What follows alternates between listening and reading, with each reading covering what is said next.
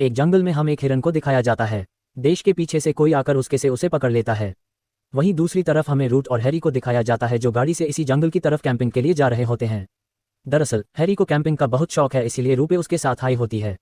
पिछले 6 सालों से दोनों के दोनों रिलेशनशिप में एक दूसरे से बहुत प्यार करते हैं और उस जंगल तक पहुंचने से पहले एक जगह है लंच करने के लिए रुकते हैं जहां पर एक बच्चा इनके पास आता है और कहता है कि तुमने आसमान से उसको गिरते हुए देखा। ये दोनों उसकी बात पर ध्यान नहीं देते। उन्हें लगता है कि ये छोटा बच्चा है, ये ऐसी कुछ मनगढ़ंत बात कर रहा है। अभी जगह से निकलने के बाद ये दोनों के दोनों अपनी हाइकिंग शुरू कर दें। इस जगह का नाम होता है रोड रेज रेल। यहाँ पर हैरी पहले भी कई बार आ चुका है और जब ये दोनों के दोनों हाइकिंग करते हुए आगे बढ़ रहे होते हैं तभी तो ऐसा लगता है कि जैसे कोई उनका पीछा कर रहा है, पर हैरी को उसकी बात पर विश्वास नहीं होता और पूरा दिन हाइकिंग करने के बाद रात को एक जगह कैंप लगाते हैं और जब भी अपने टेंट के अंदर सो रहे होते हैं तभी रूट को ऐसा एहसास होता है कि बाहर कोई है। वो लाइट लेकर बाहर आते हैं और देखती है कि उसके सामने एक हिरन है। वो सिमरन को देख ही रही होती है कि तभी पीछे से है दिया जाता है, रूट जाती है और अब हिरन इस जगह से जा चुका है। वो हैरी को पूरी बात बताती है लेकिन हैरी उसकी किसी बात पर विश्वास नहीं करता। उसे लगता है कि उसका ये सिर्फ वहम है। वैसे भी हैरी पहले कई बार कैंपेन के लिए आ चुका है और अगली सुबह एक बार फिर से ये अपनी हाइकिंग शुरू करते हैं और हैरी रोड को एक बहुत ही खूबसूरत जगह ले जाता है जहां से समंदर बहुत सुंदर दिख रहा है। दरअसल ये इस जगह का सबसे सुंदर नज़ारा है और इस जगह पहुंचने के बाद हैरी रोड को शादी के लिए प्रपोज करता है। वो उसने रिंग देना चाहता है लेकिन रूट को तभी एंग्जाइटी अटैक आ जाता है। वो बहुत ज़्यादा पैनिक हो जाती है जिसके बाद उसे उसकी टैबलेट देता है और रूट अब थोड़ा सा नॉर्मल होना शुरू हो जाती है। दरअसल रूट तो इस चीज़ के लिए तैयार नहीं है, इसलिए उसने हैरी के इस प्रपोजल को एक्सेप्ट नहीं किया। अब इनके पास वापस जाने के अलावा कोई भी रास्ता नहीं है, इसलिए वापस जाने के लिए निकल पड़ते हैं। रात होने पर एक बार फिर से एक जगह अपना टेंट लगाते हैं और जब सुबह उठती है तो देखती है कि वहां पर हैरी नहीं है। दरअसल उसने उसके लिए एक नोट छोड़ा होता है कि वॉक के लिए जा रहा है कि उसका मूड नॉर्मल हो सके और जल्दी वापस आ जाएगा। अब यहाँ पर रूट के लिए, इसीलिए वो अपने डॉक्टर को कॉल करती है लेकिन ये जगह पर कवरेज नहीं होता। वो कवरेज लाने के लिए इधर उधर घूमना शुरू कर देती है। डॉक्टर को कॉल भी लग जाता है लेकिन वो उसे बात किए बिना ही फोन को डिस्कनेक्ट कर देती है और तभी वो देखती है कि पेड़ के नीचे एक हिरन बना हुआ है। तो उसके ऊपर ब्लैक कलर का अजीब सा सब्सटेंस होता है। ये सब देखकर रूट को बहुत अजीब लग रहा होता है क्योंकि रात को उसने इसी हिरन को देखा था। यहाँ पर आ जाता है जिससे रूट को शक्ति मिलती है, हिम्मत मिलती है। वो हैरी को बताती है कि रात को मैंने इसी हिरन को देखा था। हिरन के पास जाता है और उनसे कहता है कि जंगल में इस तरह के पता नहीं कितने हिरन होंगे, इसीलिए हम इस बात पर श्योर नहीं हो सकते कि रात को तुमने इसी हिरन को देखा था। दरअसल इस हिरन की मौत बहुत ही अजीब तरीके से हुई होती है। इसकी बॉडी को ब्लैक कलर के सब्सटेंस ने पूरी तरह से कवर कर लिया होता है। एरिक का कहना होता है कि ये किसी बीमारी की वजह से मरा है, इसीलिए इसके साथ ऐसा हुआ। मतलब कि रूट को यहाँ पर बहुत डर लग रहा होता है लेकिन है इसे कहते हैं कि तुम चिंता मत करो, मैं तुमसे वादा करता हूँ कि मैं तुम्हें कुछ भी नहीं होने दूंगा। ये एक रात और यहीं पर गुजारते हैं और अगली सुबह जब हैरी ब्रेकफास्ट बना रहा होता है तो रोज जंगल में टहलने के लिए जाती है। तभी उसे अपने सामने गुफा देखती है और जब वो उस गुफा के अंदर जाती है तो देखती है कि वहां पर एक नीले रंग का सब्सटेंस यानी कि पदार्थ पड़ा हुआ है और तभी पीछे से कोई आता है जिससे वो जोर से चीखती है। इसके बाद क्या हुआ हमें कुछ पता नहीं चलता। वहीं हैरी को दिखाया जाता है जो बहुत देर तक रूट का इंतजार करता रहता है और जब वो वापस नहीं आती तो उसे ढूंढने के लिए जाता है। जल्दी उसे रोट मिल जाती है।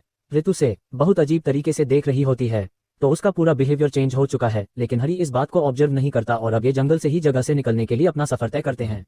पूरा दिन हाइकिंग करने के बाद एक जगह या अपना कैंप लगाते हैं लेकिन रोड पूरी रात नहीं सोती। वो जैसे लेती थी वैसे ही रहती है। सुबह भी वो कोई रहती है और इसके बाद जब हैरी से बात करने की कोशिश करता है तो रोज कहती है कि तुमने मुझे प्रपोज किया था, मैंने मना कर दिया, मुझे अपनी गलती का एहसास है। एक बार फिर से हमें उसी जगह जाना चाहिए जहां पर तुमने मुझे प्रपोज किया था। मैं चाहती हूं कि तुम मुझे उसी जगह पर प्रपोज करो और अभी दोनों की दोनों उसी जगह जाते हैं जहां पर को प्रपोज करता है। पोस्ट के प्रपोजल को इस बार एक्सेप्ट कर लेती है लेकिन तभी वो पर पहाड़ी से उसे नीचे धक्का दे देती है जिससे उसकी मृत्यु हो जाती है। इसके बाद रूट जंगल में भागना शुरू कर दी है। वो इतना थक जाती है कि एक जगह जाकर गिर जाती है। तभी वहां पर एक कपल आता है जो उसे संभालना है। दरअसल यहाँ जंगल में नेटवर्क नहीं होते, इसीलिए यहाँ पर ये पुलिस को कॉल नहीं कर सकते। इसीलिए तय करते हैं कि अगले दिन ये रूट को लेकर वापस जाएंगे यानी कि जंगल से बाहर निकल जाएंगे। रात को रात उनके पास आती है और तभी उनकी तरफ चाकू तान देती है, लेकिन ये चाकू उनके लिए नहीं होता बल्कि उनके पीछे खड़ी हैरी के लिए होता है जो अचानक से वापस आ गया होता है। हैरी को देखकर वो डर जाती है, से भागना शुरू कर देती है। हैरी उस कपल को मार देता है जिसके बाद वो रूट की तरफ बढ़ता है और अब रूट के सामने आकर वो कहता है कि तुम्हें सब कुछ कैसे पता चला। रूट बताती है कि जब मैं उस गुफा में गई थी जहां पर वो नीले रंग का पदार्थ था तो मैंने वहां पर हैरी की डेड बॉडी को देख लिया था, जिसके बाद मैं समझ गई थी कि जो हैरी मेरे साथ है वो असली हैरी नहीं है। दरअसल रूट के सामने जो इस वक्त हैरी होता है यह कोई है ही नहीं बल्कि एक बहरूपिया है। इस कहानी की शुरुआत में आसमान से जो लाल रंग के ऑब्जेक्ट को धरती की तरफ गिरते हुए दिखाया था उसमें ये एलियन आया था जो कि बहुत ही अजीब स्पीसीज है जो किसी के भी रूप को धारण कर सकती है। साथ ही वो किसी की भी फीलिंग्स को, उसकी यादों को अपने दिमाग में स्टोर कर सकती है और इसीलिए पूरी तरह से शांत हो गई थी क्योंकि उस गुफा में जाने के बाद उसे पता चल चुका था कि जिस हरी के साथ वो है वो हरी नहीं है जिसे वो प्यार करती है। इसीलिए ने उसे ऊपर से धक्का देकर मारने की कोशिश की थी, लेकिन अब भी यह जिंदा है। दरअसल ये एलियन सबसे पहले किसी भी प्लानिंग पर जाता है और अगर इसे वो प्लानिंग पसंद आ जाए तो अपने साथियों को भी बुला लेता है और अब हैरी के अंदर जो ये एलियन है और उसको मारना चाहता है, लेकिन वो जाकर भी उसे मार नहीं पाता क्योंकि इसने हैरी की सारी यादों को, उसकी फीलिंग्स को एब्जॉर्ब कर लिया है और उसके अंदर अब क्योंकि हैरी की फीलिंग्स है जो कि रूप से बहुत प्यार करता है, इसीलिए रोड को मार नहीं पा रहा होता। दरअसल हैरी के रूप में इसीलिए इनके लिए सब कुछ नया एक्सपीरियंस होता है क्योंकि यहाँ से पहले कभी भी ऐसे प्लेनेट पर नहीं गया था जहाँ इंसान या कोई भी जीव किसी से प्यार करते हो। ये फीलिंग्स इसके लिए नहीं है जिसे एंजॉय भी कर रहा होता है और अब रूट कोई बीच के पास ले जाता है जहाँ पर इसका स्पेस ये भी होता है जो कि एक बलून की तरह होता है। ये एलियन रूप से कहते हैं कि जल्दी यहाँ पर मेरे जैसे और भी मेरे साथी आने वाले हैं जिसके बाद वो इस पूरे प्लेनेट को खत्म कर देंगे। मैं चाहता हूँ कि तुम मेरे साथ चलो क्योंकि मैं तुमसे प्यार करता हूँ, लेकिन रोज इससे छुटकारा चाहती है। तभी वो समंदर में एक शार्क को देखती है जिसके बाद जख्मी करके पानी में समंदर में भाग जाती है। उसका पीछा करता है और क्योंकि उसके शरीर से खून निकल रहा होता है इसलिए उसके ऊपर हमला कर देती है। मौके का फायदा उठाकर रूथ वहां से भाग जाती है, उस जगह जाती है जहां पर इनका टैन होता है। उसे एक बार फिर से एंग्जाइटी अटैक आता है, लेकिन उसके पास अब एक आखिरी बिल बची हुई है। वो उसे खा लेती है और वो एलियन हैरी के रूप में एक बार फिर से उसके पास आ जाता है। वो समझ चुका है कि वो उसे ऐसे एक्सेप्ट नहीं करेगी, इसीलिए वो उसे उस नीले रंग के सब्सटेंस से अपने अंदर करना शुरू कर देता है जो कि उसका एक तरीका है जिससे वो किसी भी इंसान को, किसी भी चीज को पूरी तरह से एब्जॉर्ब करके उसी का रूप ले लेता है। सारी फीलिंग्स, सारे दर्द, सारी खुशियां उसके अंदर उसी इंसान की आ जाती है और अब जबकि रूट को जॉब कर लेता है तो ये उसी के रूप में बदल जाता है। लेकिन दूध के साथ उसका गम, उसके दो को उसकी एंग्जाइटी जिस वजह से उसे खानी पड़ती थी, वो सब भी इस एलियन के अंदर आ जाती है जिसे एलियन बर्दाश्त नहीं कर पाता। उसे एंग्जाइटी अटैक आना शुरू हो जाते हैं और इसी मौके का फायदा उठाकर रूथ उसके ऊपर हमला कर दिया है, जिसके बाद वो वहां से भाग जाती है।